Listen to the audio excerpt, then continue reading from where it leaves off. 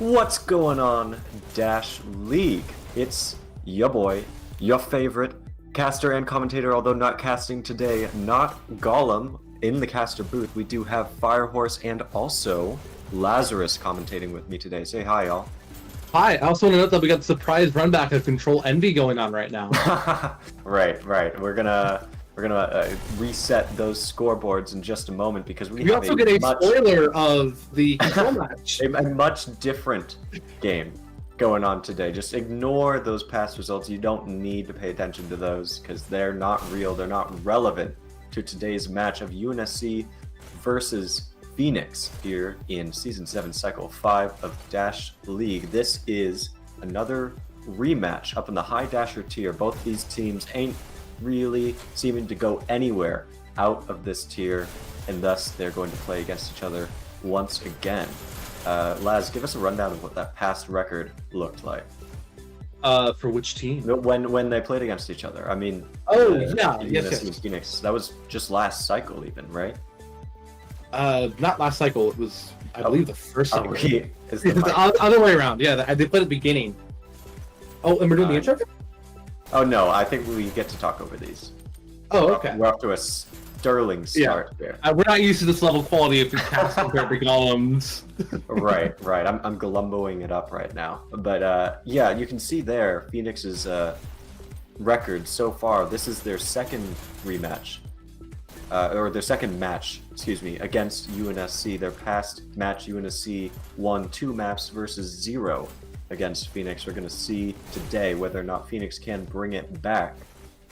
That is going to depend fairly heavily on how they've been preparing for this match, if at all, and the roster that UNSC and Phoenix are going to be bringing today. If it's the same as last time, that is a big question mark as to whether Phoenix is going to have a chance here, because that roster from UNSC last game was pretty solid. They didn't even have a Destroyer on the team that time, did they?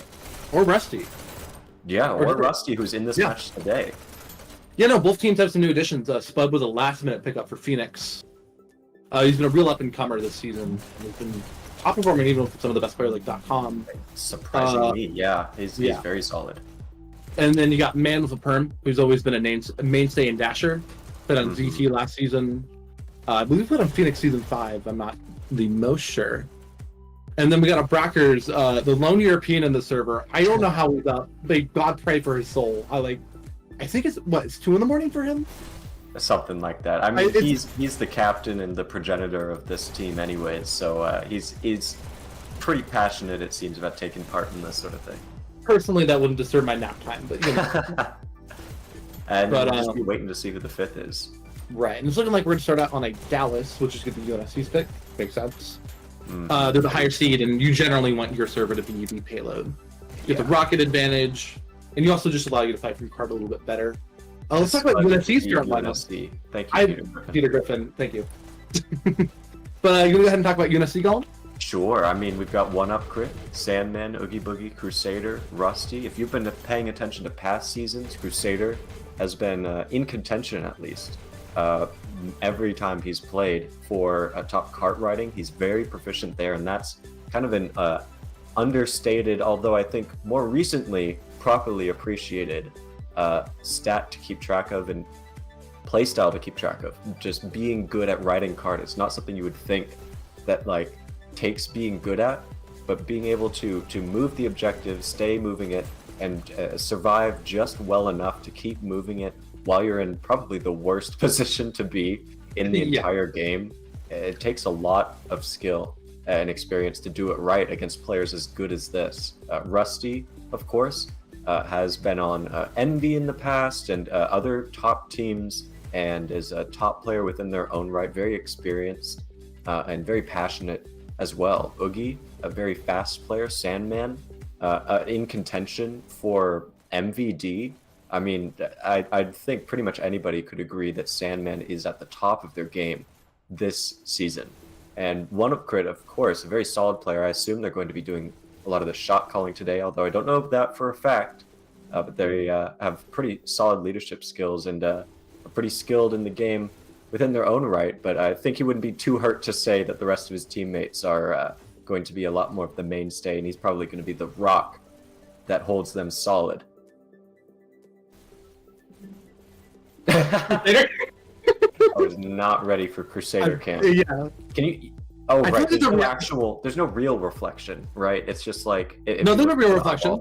No, because you don't see the drone in the eyeball.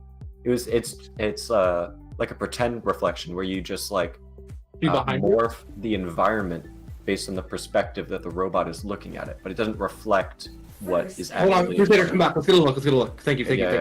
You're right. It is just a thing of the lobby. There's no drone. I think that's like an easy workaround that most games can do for reflections is copying and pasting the environment and then warping the perspective to fit the surface instead of actually reflecting things, because then you have to like program player movement into an eyeball. Like that's a lot of work.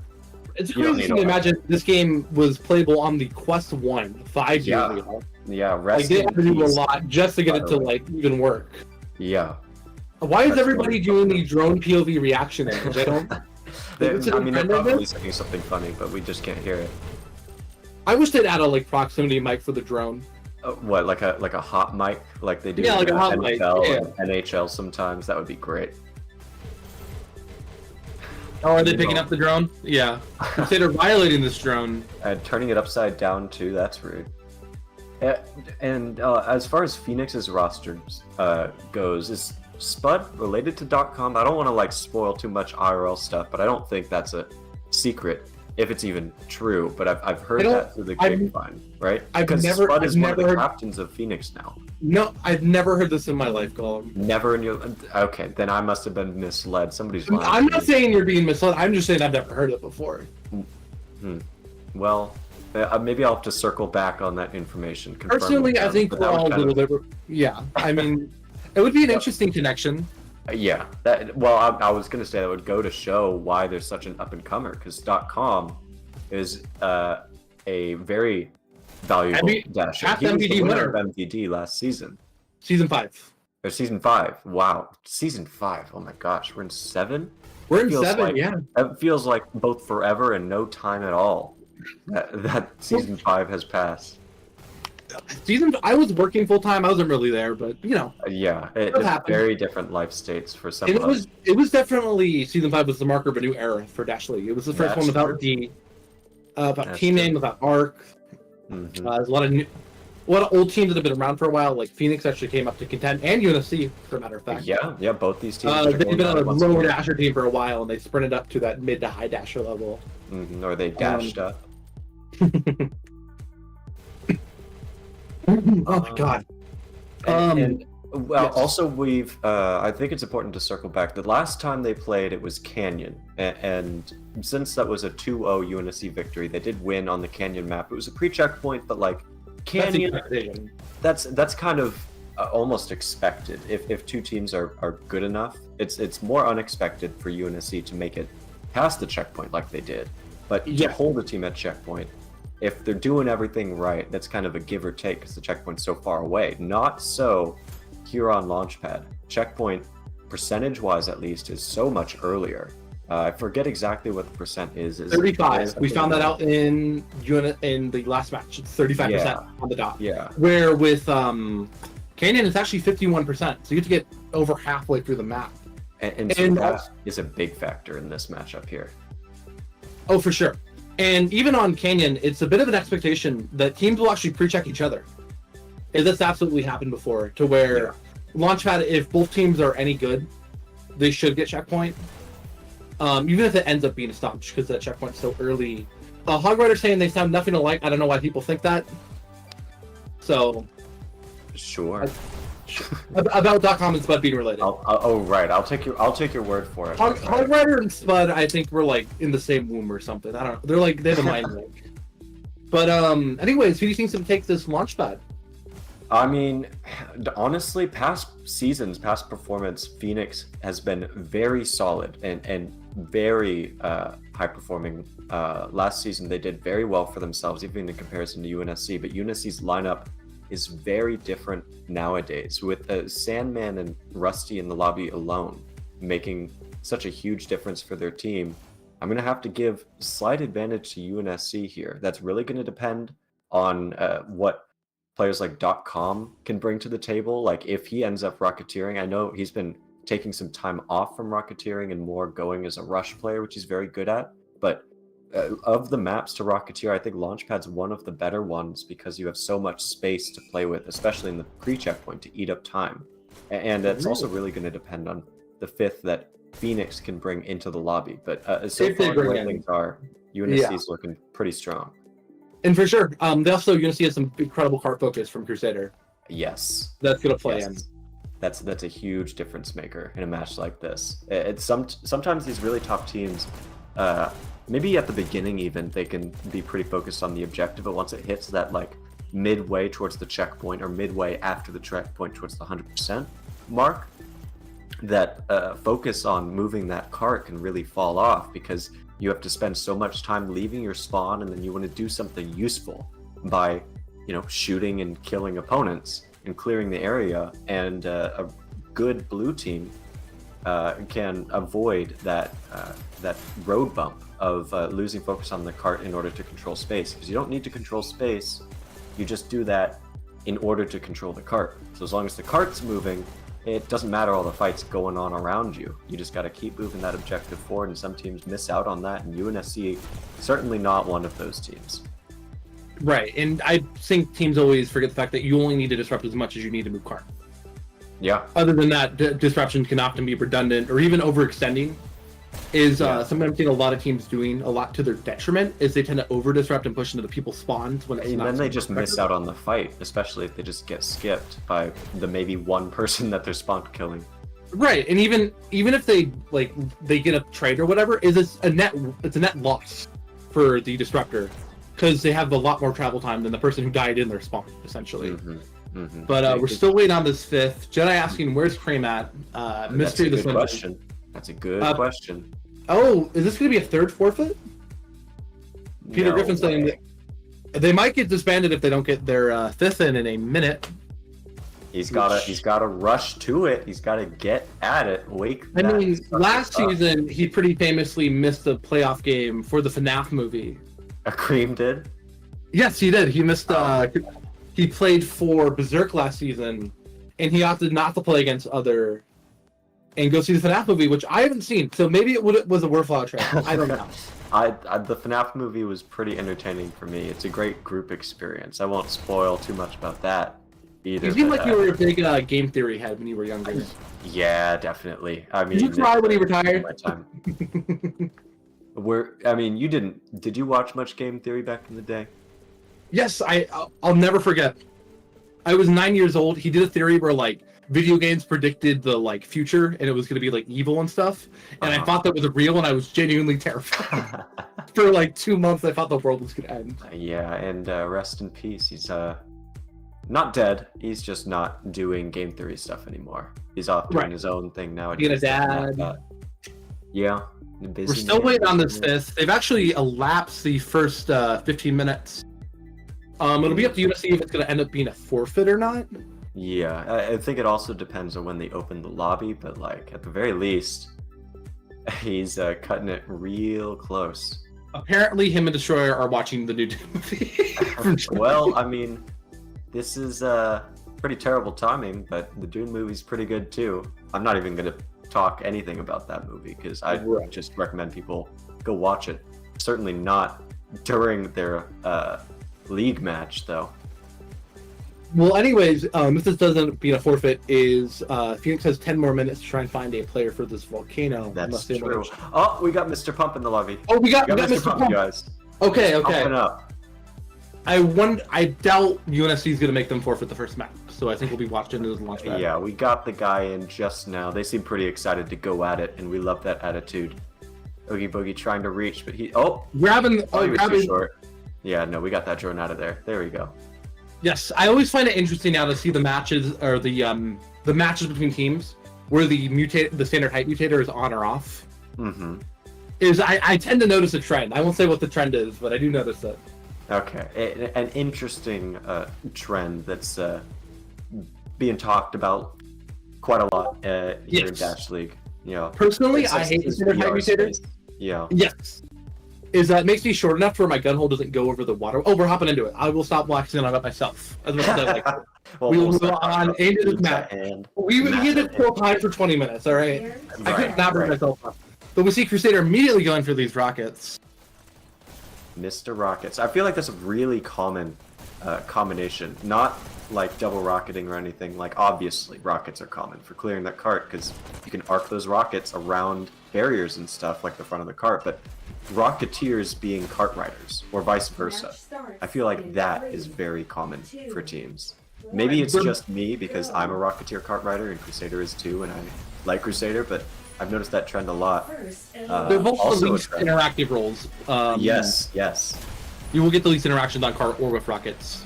Yes. But anyway, starting off this map, we see Crusader coming off with a free crit, or one-up crit. Alright, they got some shots. Explosives, man, and they're getting I'm talking about these explosives they got up. This cart's still moving. Crusader trying to get this health. He really wants this health now with the new timer also. Oh, he killed himself! New timer will not save you from a self-kill, but it does allow for Spud to suicide on the objective. Okay, now a little bit of a double stack. A bit of a silly opening here due to that delayed start, but Rusty is certainly not having to shake off any rust here. Getting 3, almost 4 kills as he nearly stole that kill from Oogie Boogie, and holding down the fort while the rest of his team gets their bearings and catches up. Looking every which way, cannot find who he was looking for, gets taken out with the man with the perm who's going to be trying to hold the shield. He almost gets skipped here and almost loses his life as a result. How do you feel about that position at the top part of shield, Laz, where man with the perm was holding? Because it didn't seem to work out very well for him. That top part of shield? Yeah, the entrance into shield that .com just looked through but didn't go up to. Man with the perm, he was walking down shield, but I feel like with... Oh, I know what you're talking about, yeah. You kind of need to also, especially, more, is right? If you're at the top rail, you can actually see in the shield room before they can see you. You can see their legs. That's or true. So it generally gets hot for defenders hold. Yeah. Ooh, yeah. We see, and this cart really has not been moving. We got a Brackers with these shocks. UFC already has rockets up, which you can expect to get a Crusader. Yes, Bracker's trying to hold down the fort. I don't. Okay. Ooh, yeah, that was a nasty shot. Crouch button. Bracker's very, very good with those shocks, as you can see there with the direct hit. You do really need. Oh my gosh, that's 2. Rusty is taken out as well. Crusader up with the rockets, but he's slowly but surely starting to lose his front line. Good cart dancing, though, by one-up crit is making a lot of time for Crusader to get 6 shots around that corner. Spud taking out his rockets, though. Very important there. Sandman gets a kill on Spud, pops up to Mr. Pump. Trades back and forth every which way. One-up crit trying to play for time, but Abs with that shock is going to make mincemeat of him. And now UNSC controlling the space once again. And so we see there's a lot of trades going on cart right now. Phoenix did have a pretty poor opening. UNSC did a really good job of staying in that house and not letting the cart move. So they're definitely behind, coming in with about 3 minutes. Full minute behind where they realistically should be. But they are starting to get this decent cart movement. You got Spud coming in with Crusader with these rockets just hanging on the back. A big question mark here is how consistent you can be once you pass that bottom of the hill, even if you're a little slow behind that. The reason the 4 minutes is so standard there for when you start turning that corner at the bottom is because it's so much easier for red team to stop the cart, and a large part of that is this rocket positioning here on the bridge and on that triangle shark that Crusader's going to now. It's very safe, and you get a lot of visibility. But if you're able to keep some sort of consistent movement, maybe bait out rocket shots, or if you're playing against a Rocketeer who isn't quite as consistent as Crusader has been, you can get a surprising amount of movement despite being behind pace. Thus far, though, UNSC has a very, very good hold and is not allowing those rockets to get disrupted like we saw Spud try to do earlier in this match. And that's making a huge difference here. Oh, for sure. And you see UNSC doing a very good job of keeping these rockets away from Crusader. Especially when I think you have arguably the best rocket hunter.com on your team. You know, I think he's probably the fastest player in the game, and since he does rockets, he tends to know how they play. He hasn't been able to even get close to Crusader. He gets a pick on Rusty, trying to fight on this cart. But yeah, I mean, this is going to be a pre-check if Phoenix cannot get rid of these rockets. Which I don't think he's gone down once since they went around the bend. I also like how much UNSC is cart stacking as red. If you're new to the league, you can probably tell that the cart hasn't been moving when they've been dancing on it, and you might wonder why would they be dancing up? As long as there's a red guy on cart, cart does not move, no matter how many blue players are on it. And some teams don't stack red players on cart that much because it's such a dangerous position. That's like the one place Rocketeers want you to be, is on the objective. And so if blue team gets some sort of explosive, it can easily take you out. You're otherwise very open, even just to pistol players. But if you're able to survive even just a little bit of time, red team's Rocketeer is able to easily get kills and cover you, possibly even before you die. And obviously the cart is not moving, which ultimately is the most important thing. As we cross the 1 minute mark, UNSC still in a pretty strong position, especially with double kills like that and the follow-up. That's what's really important. Double kills and then the follow-up to control space. It does look like Spud was pushing back Crusader and took him out, but they must have traded because UNSC still has control of this cart. No shocks for Phoenix is 1 up, takes out a Brackers. Rockets are back up on the bridge too. You need a couple of good kills in a row if you want to get this checkpoint at this point, with only 26 seconds left. And so far we are not seeing those chain kills. And you see Rusty in their spawn with a 6K. Yeah, only just now getting taken out. And now Sandman following up with the spawn camping. They only have to do it for another 10 seconds. So as long as they don't let Phoenix group up, they can just hold this cart with rockets, because you'll have to be using all your dashes just to take out the people around the objective. And then you get there, and you can't escape the cart. Rockets.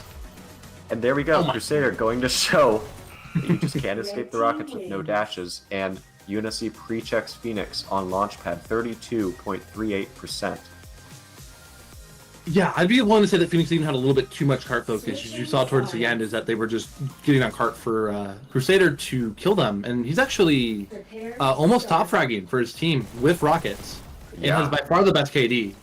Definitely. That also goes to show how well his team is defending him. And he's just allowing them to do so. Oh, for sure. In order to stay up for so long that not even .com can really get to him. And you know, Crusader's such a nice guy personally. I think the whole team is just willing to die for him, as you saw. They were willing to risk life and limb to protect the young Crusader. But we're going to be looking at this UNSC offense. We got .com with the shocks. It's chased by... almost taken out, though, but too many players alive right there.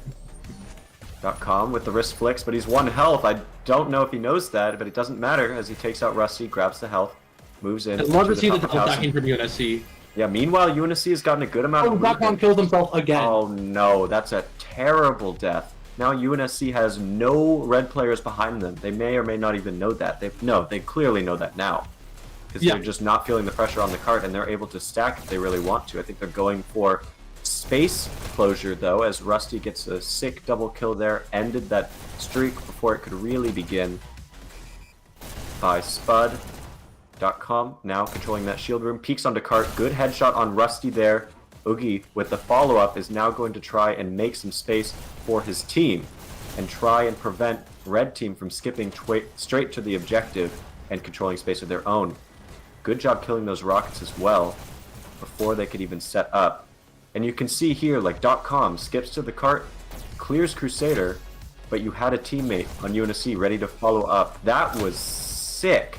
5K from Sandman, solo wiping their team. And just getting a health, and now he gets to move forward with his teammate. No, he's watching the flank. Very smart of him to watch out for Mr. Pump, who otherwise might be able to take out Crusader. And now he can follow up and get all the kills as they try to focus on his teammate. 4 minutes and 25 seconds. They are dominant down this hill, virtually unstopped. And Phoenix is moving forward. 1, maybe 2 player 10K from Sandman. Is something that made his disruption so successful there is he actually didn't push up. He focused on controlling the health flood, refreshing that resource. And it also gave him high ground on anybody coming in. We see a 3K from Oogie on this cart. We haven't seen a single rocket from Phoenix come up. Cart is double stacked right now. I think the rockets just haven't been able to set up. Yeah, no, UNSC has been constantly bullying them and coming in with a 4-minute lead against Phoenix. I think this is the first time they've stopped the cart, and even then Sandman, okay, no, he was peeking on the cart, but he can't solo a whole team. Even Sandman can't do that.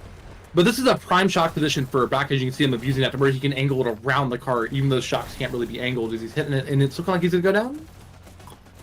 Now you can see on the minimap that there was a bit of disruption there that just got stopped. It was Rusty, who I think has been putting so much pressure on those Rocketeers and not letting Phoenix set up with any sort of solid defense. Also, if you want to go ahead and refresh the Hyperdash real quick, so that we get Phoenix's name and symbol and stuff up there. There we go. Yeah. We're up to 32% here. Abraka's getting pushed. Does take out Sandman and get the double kill with Oogie before being taken out. But Rusty with a offensive shock is the last shock as well. He waited for the double shock. Yeah. Mr. Pump did get Sandman on cart, looking like this might be a checkpoint. Sandman off to get off cart. Don't know if I really agree with that. Yeah, I think you just need to die on cart so that your teammates who are the opposite direction from where red team is going to be looking can take them out. But good shield play by Oogie Boogie does get them the cart through the checkpoint at a very dominant time. This now resets the spawns. You can see .com moving towards the objective from a much further position. Does get a sick double kill, but as long as Rusty doesn't forget about the objective, they still can move forward. And that is good communication by their team also to have that follow-up. You can see Rusty not seeing anything that was going on there on the bottom left-hand screen, but he did turn around when it was happening. This team is on their stuff with the communication. And meanwhile, Phoenix is struggling to breathe, it seems like. They're getting players past that front line, which is good, and often teams can get held up in that triangle room, but as long as UNSC keeps trading, especially in this early half of the post-checkpoint, that is going to be much better for them. He gets a triple kill on card. That card is down. He solos their whole team. This triangle disruption is not doing anything. .com killed the fourth, and he finally goes down. Taking a look at the KDs, is .com is well ahead of everybody on the whole map. He's a whole 10 kills above Sandman. 51 kills and 37 deaths. We haven't had a ton of time for Phoenix to be pushing the objective like we have for this post-checkpoint with UNSC pushing the objective, so I'm sure that plays a little bit of a part in it, but that just goes to show how much of a disruptive force .com is, even in super high dasher matches like this. But over on UNSC, you can see 1UP and Crusader have been the objective boys, really working together to make it difficult for even players like Spud. Oh my gosh, to get the triple kills that you reasonably need to actually start getting a solid hold on the objective. .com with that last kill there means Phoenix is starting to hold the space. Phoenix is starting to get their root after this checkpoint. Up on Sandman. Something I just want to talk about real quick is the way that UNSC has been so good about the follow-ups. One of them goes down to a player, the next one follows up and gets the kill. Just like that. Rusty follows up right after Sandman goes down. Spud gets a kill there. He's going to circle around the dash. The cart is moving, and the rest of UNSC follows up. Sandman gets the kill there. It's like just trade after trade, and they make sure that it's always in their favor and the momentum there.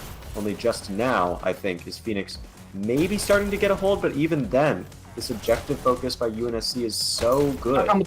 You have to have crazy 4 or 5Ks by .com just to get your space back. .com played very well there, and Oogie Boogie, though, following up nearly equally as good, is going to allow his team to group up just a little bit. 1UP popping up behind Mr. Pump like a horror monster. There you go. Rusty now on the objective. He's been very disruptive here, but he knows when to ride that cart and when to dance around it too. Crackers, meanwhile, trying to hold down this shield room long sightline, but he has no cover to speak of. Meanwhile, the rest of UNSC was playing around some amount of cover here. Oogie gets the kill on cart, hops rod on cart. As long as these teams keep trading, it's not really full team wipes either way, but obviously a full team wipe is more in Phoenix's favor at this point, since the status quo has been just a bunch of individual small-scale fights around the objective. And time showing it's working out very well for UNSC. And if you look at the KDs, is even though not all of them are positive, they're almost neutral. So they're doing this really good train, like you said, of them following up on each other. To where if you look at Phoenix, because they have a higher spread of kills, not necessarily because of player skill, but they're playing their own 1v1s. .com tries to take out Mr. Pump, realizes they're on the same team. Credits averted. .com gets the 2. And you can see him showing, he's touching MBD, he's trying he tries to slap 1UP. He spins! he learned that from me. I'm surprised by how long he lasted there, gotta be honest. Good job, Sandman, getting that kill from behind the objective. Rusty tried to hide behind it. I think if he hid just a little bit longer, it might have wasted enough time for Mr. Pump to not be able to wave at him like that. And now he gets to counter the flank, looking for that second player. Doesn't see it. He's on the cart right now. That player only just now going down, but he got a good amount of cart movement there. One-up crit, the horror monster, just like I was saying, popping up out of nowhere, right in your face. I think UNSC still doesn't put on the map, does not have to group up. You can see them just pushing in and being able to solo Phoenix's team. They're full on blitz mode. This card is still moving. We got a 3K from Rusty. Phoenix is just struggling to get any sort of solid defense. They don't have some sort of coordinated setup for regaining the ground that UNSC keeps pushing, and so all UNSC has to do is keep pushing like they've been doing, keep trading. Ooh. Exactly like they've been doing. They don't have to change anything to get to prevent 100% or get to 100% rather. Phoenix is the one that has the pressure on them. Even in their own spawn. Change something, yeah. A good job by Rusty. Cart's still moving. Hopping next to Cart. Cart only just now going down. Mr. Pup dancing around. We need to see some rockets here. As UNSC still just fully blitzing. Yeah, we finally see Phoenix getting a little bit of disruption in this triangle, but they have to play this 2v5. And it's not like getting those rockets is easy, but just because it's not easy doesn't mean you have an excuse to not do it. You gotta get rockets here, or some type of setup where you can consistently take care of that cart before they get any micro pushes. Like just then, as soon as UNSC is around that corner, they're going to be flying towards the 100% mark, especially with 3 minutes remaining on the clock. Right, and especially at this point, is the card is so close to facing the shield room. Is if UNSC could even get a percent, is that'll easily lead to 100%. As you see Rusty fully moving this card around. Now they're triple stacking in their stacking also, using the cart as cover, trying to pull fire in different directions. All of UNSC, basically, is here at the objective. Sandman needs a triple kill, does not get the triple kill, but Oogie follows up and dies with his teammates. All of UNSC dying together is actually very good for them, because now they're already grouped up, and Phoenix is not really in a position to disrupt that group up. Now they can fight them neutrally. Low dashes versus low dashes outside of this triangle room as Sandman tries to cover the rear. The rest of UNSC is moving down the main rail, the few remainders of them after that team fight. And now UNSC, because of Sandman's position, has some forward control, but .com very smartly positioning himself to take out that forward threat. Now going to try and watch the main rail. Rusty gets a kill there. Spud trading. I think Phoenix needs to just keep putting pressure on that shotgun room, because that seems to almost be a linchpin of UNSC's forward pushes. So as long as they keep track of how that's been working out for them, they might actually be able to hold the card a little bit better unless UNSC can change where their pushes are coming from. I don't like how far back Phoenix was holding just now, though, as UNSC fully able to control the space and charge dashes as they move to the objective. Nice string of kills by Sandman. The rest of his team following up. 2 people disrupting the spawn. 2 people now on cart. The last of them gets cleared, but UNSC already has 1 player disrupting. I'm shooting a body. That was Rusty. There we go. Rusty Yes. getting taken out. We see Phoenix though only sending up 1 disruptor. .com to try and solo their team. He gets a 3K. It finally goes down. And at this point, if you're gonna see, you're wondering if you're gonna get this 100% or not. And I'm expecting to see some heavies from Crusader. Some type of One shock. would think. And maybe even a shield from Oogie. I mean, that's how they got the checkpoint last time. It would be kind of a poetic repetition if Oogie came in with a shield once again, pulling all sorts of attention. Ooh, Crusader on cart with his 4-man push. Good. .com needs to contest this They're cart. less than 2% away, and Phoenix is forced to have somebody on the objective at all times at this point. UNSC knows this. They know there is going to be somebody standing on cart at all times because Phoenix just can't afford to move somebody off of it, and that's 1 less person who can hold a forward position Rusty with the 3K prevent coming getting in. dashed by players like Rusty. And there we go. Oh, What? 100%. Almost stopped there by Spud, but Spud not able to deal double headshot, charge shot in 2 opposite directions at once. Does mean UNSC gets the 100%, 32 seconds left. Right, and honest. Those scores. Go ahead. Yeah. Oh, yes. We got .com, who's pretty far and ahead away with kills, going to 83-59. Also top fragging by a whole 1,000 points. Top scoring, rather. Top scoring, top fragging. Top fragging, all the tops. All the tops. And then over on UNSC sides, we got Sandman with 67-42 with Presty taking him in kills by 2. Sandman only level 33? Come on, man. It's probably. I think it's more an pub overkill. lobbies, man. Logically, I know this guy's been playing for a while. It's a new account, but like, can't even join an experienced lobby on that account. What is this man doing? Taking a look I at like the these advanced payload maps, steps too. This is I, good. I find the push time really interesting. I mean, you see Crusader far and ahead with this push time. 159 seconds. Also, another thing I'd like to point out 93. is look at how many interactions.com had compared to everybody else in the game. 142. No, look at it per minute. Almost 30 more than Rusty, who is in second place. I think .com is definitively the fastest player in the game. So fast, and it's such a we're fast hopping right into game. it. We're switching. Yeah, we're changing lobbies. Changing servers. We're getting there. That's fine. Let's go ahead and talk about this volcano that's coming up. First thing is the server change, which is going to heavily help Brackers. I don't know if you saw he had yellow ping because he's European. Yeah, I saw a couple shots there that definitely should have hit. It probably did hit on his screen, but just a slight ping difference makes such a huge in-game. Especially when you're on cart.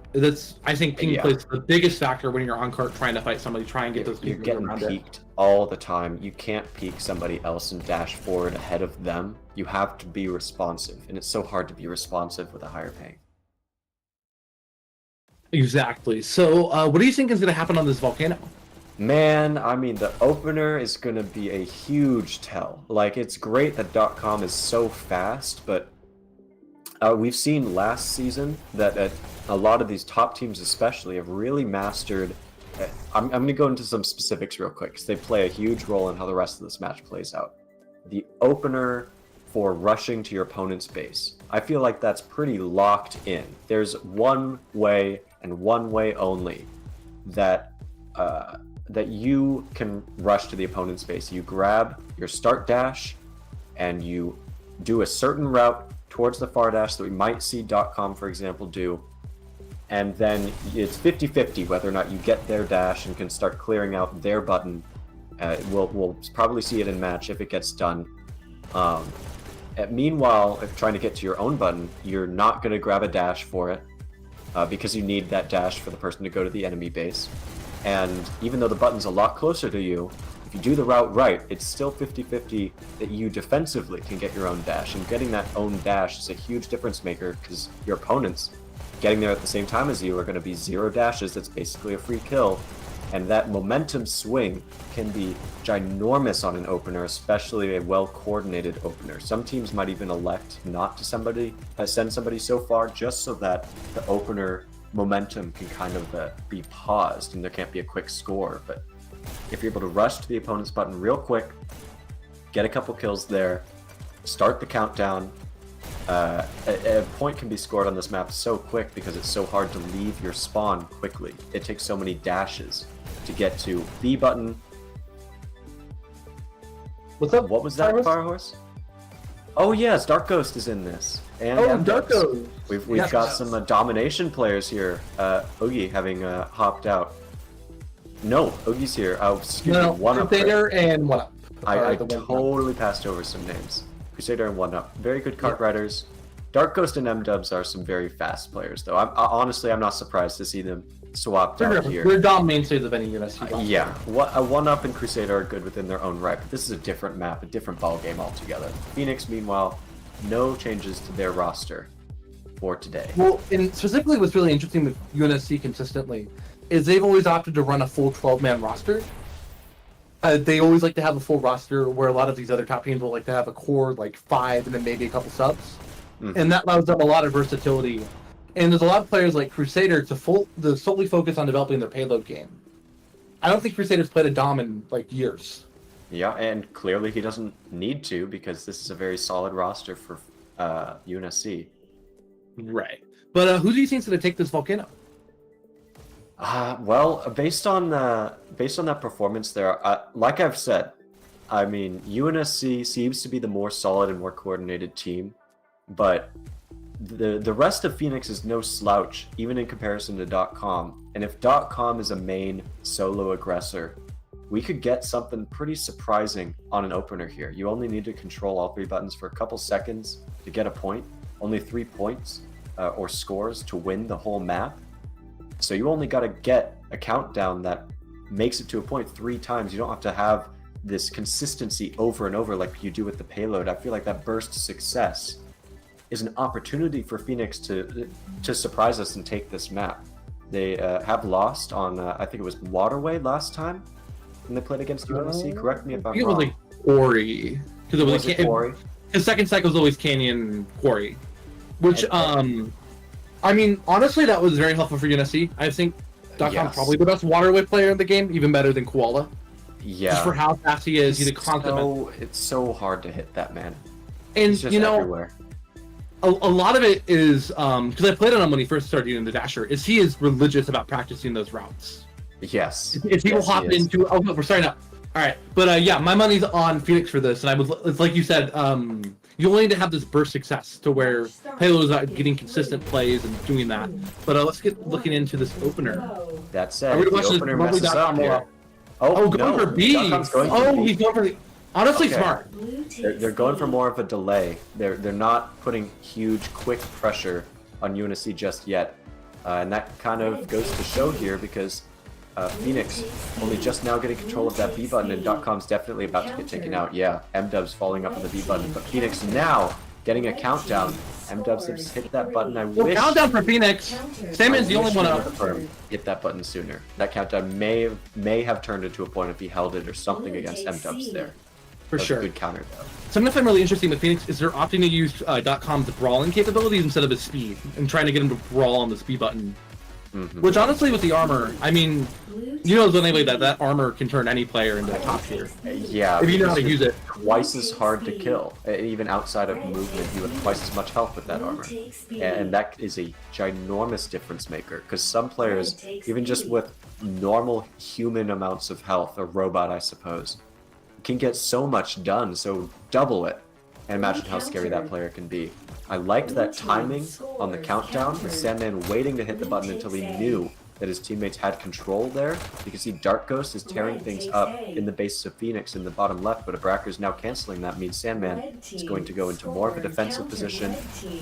This burst success, though, like I was talking about with Phoenix, has been working out pretty well for them so far. They've had more countdowns than UNSC has. UNSC has been pretty good about countering so far, but if Dark Ghost doesn't get this counter, okay. In the lag zone, laying it. The FMG. What is this man on? Oh, trying to 1v1 because .com using the cover excellently there. He gets his dash, and it's seeming like .com is just going to go for this armor. And if UNSC doesn't contest that, that's going to be really hard for them to get out of B. Even at low health, he's able to win that 1v1. Yeah. Okay, now he's going aggro. We're going to see a little bit of aggro.com here. Spud in the bottom left is going to be stealing that UNSC dash. Oh no, if .com didn't die there, this would have been a very good position for Phoenix, but now Oogie is going to start the countdown for the team in blue. 1 second left. No one in sight to counter. Man with the perm, only one alive. Went to B. Like Phoenix was so dominant in that opener. Or not dominant, more to say, but they were getting a lot more countdowns. And they had more opportunities, but UNSC, with the stability and the consistency, able to bring out that first point. Let's see if Phoenix changes anything here. The same role as .com. Yeah, .com really seems to be in a brawler mindset here. Yes. I think it's interesting that Phoenix, of all teams, is going for B control in priority of anything else. Obviously, B connects to every other button, but I really think you need to have some amount of like split, separate focus on each button. For this map, more than either the other two domination maps, where you can kind of just move forward in a flow. You don't, I mean, you can have your best players on the B button, but I don't think you need to. I think, honestly, you need to have your best player going for the opponent button where they're going to be completely alone. Whereas on B, you're reinforced at all times, and UNSC seems to be going for something a little bit more flexible. Meanwhile, I've seen different players in most different buttons. I don't think I've seen one up on B yet, but besides that. I'm also seeing a lot more weapon pickups from UNSC. We got Rusty with the shocks, Dark Ghost had those SMGs, and I saw Endo with some rockets. Is using these shocks, especially that verticality, to try and control B. Pump dancing on button. Up. Yeah, like you were saying about. Oh, another countdown for Phoenix. I like this, Mr. Oh no, Mr. Bump, no! You gotta go for the button counter either. Oh, he gets the 2K though. Gets both kills, but no point. No point for Phoenix. But anyways, like you're saying about controlling the opponent's button. Yeah. It's not about controlling. We're taking pressure to try and force the B crew to have to divert off, so your B crew can win. You know. Yeah, you don't want to have 3v5 or something like that. Exactly. And also, you can make your not your. I don't want to call them bad, but you can make lower level players a lot stronger with the armor. Instead of just making your .com into a Megazord. you get more time. Another countdown for every Phoenix. Fight with that armor because of it. Another countdown for Phoenix. God, so many countdowns. UNSC has not been in a near team-wipe position with any of these countdowns, which is why none of them have worked. But they've come close a couple times. Phoenix only needs it to work 3 times, and they'll win this match. But I think UNSC is not going to let that happen. Okay, now the rest of Phoenix is respawning, but UNSC putting a lot of pressure on Phoenix's base. I wonder if Phoenix is going to take the bait. Based on .com's positioning, that doesn't seem to be the case.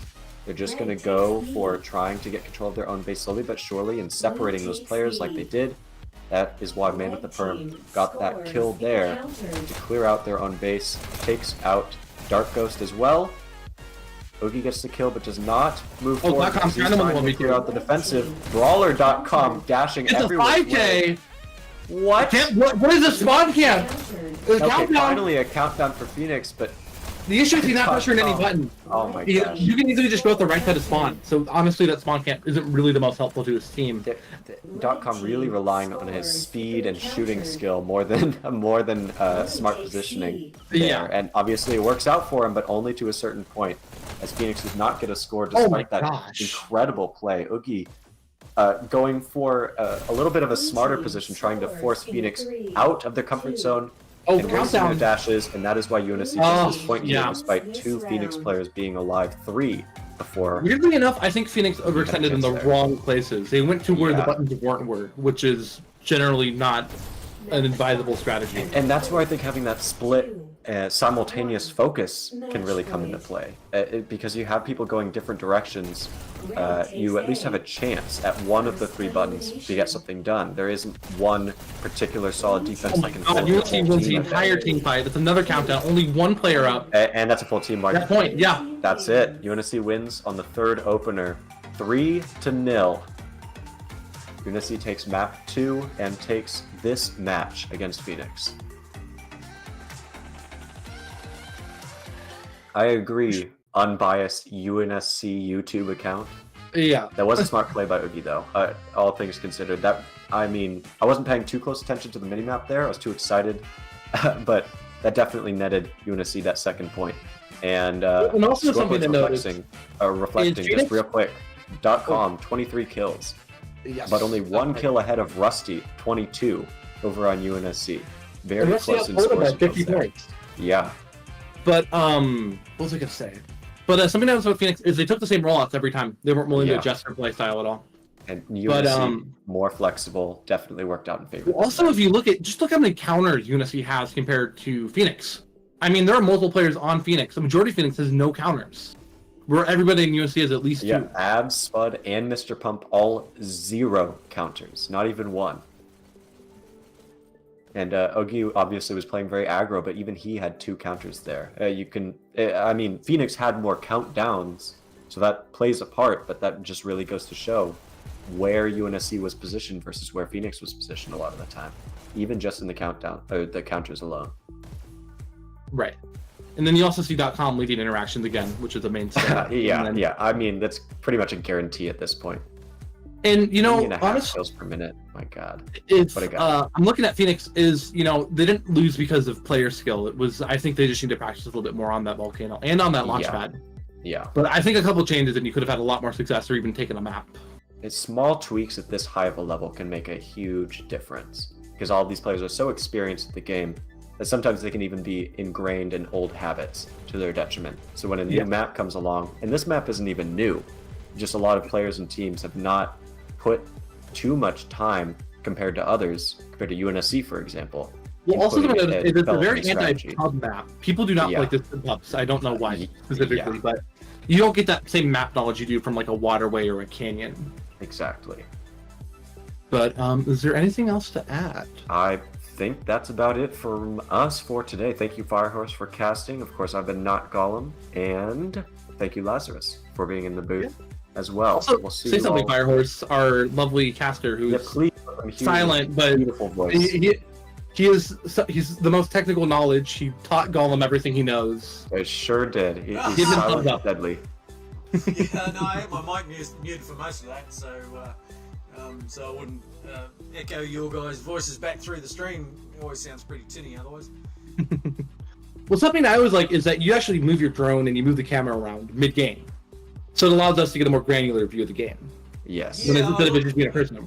Domination's always been a really difficult one to cast, and I try and throw in a few third-person view shots, and there's no jump point set up. I don't know if you guys know this, but there's no jump point set up for the cameras for Volcano. We gotta get on that. There's also none for Coast, but of course we never play Coast that much, so not really illegally. notice it. But you do notice it in Volcano because you go and hit some of those hotkeys I've got set up to jump to the button, and it just takes you to a random point in the map. So it's a bit difficult. That is a task for Arthur, I believe, but. No, it's actually part of the. It is Game? part of the default drone setup. The camera. So this is a triangle factory thing. Yeah. So it's like the control 1, control 9 usually jumps you to the buttons. Right. Using the drone, but of course it doesn't work in Volcano, unfortunately. So it's sounding like everybody should go harass Triangle Factory about it. Exactly. Look, Tell to be Orcolum your mind. And you can say courtesy of FireHorse. Yeah, look, to be honest, I'd actually like to set the points up myself. Gally Arthur's got a coordinate system where I can tell Triangle Factory exactly where we want the coordinates to be. So, we can do all the work ourselves, really, and just pass the information on, and hopefully they'll implement it for us. I'm surprised you can't save a drone position and then just hop to it. You can. It's a little bit more complicated, and I think it doesn't remember them. Dashcam doesn't have a RAM system, so it can't remember stuff. It can only do it on the fly. So that's why I can follow something like cart in real time, but it can't do something like hold a set position and hop back. Well, actually, maybe it can, because when you think about it, it does remember the positions of the maps. So I don't know, maybe that's a feature for Gally Arthur to implement perhaps down the track. Who knows? Are we still streaming, by the way? Yes, we are. Yes, we are. No, they get to be part and parcel to our conversation. This is a weird tech podcast about Dastardly casting. Yeah, I remember you get a back little in inside peek. I remember back in the day when you had to manually change all the PNGs for the logos, and that was the death of me. I would never get it right. Yeah. But anyways, I think you were trying to outro us, Gollum, and I rudely interrupted you. Well, let's just hit that outro button right now. Don't forget to like, comment, and subscribe. It helps support the channel and the league that we all know and love so much. Please show your appreciation. Leave a comment, leave a like, and subscribe. And we'll see you all in the next one.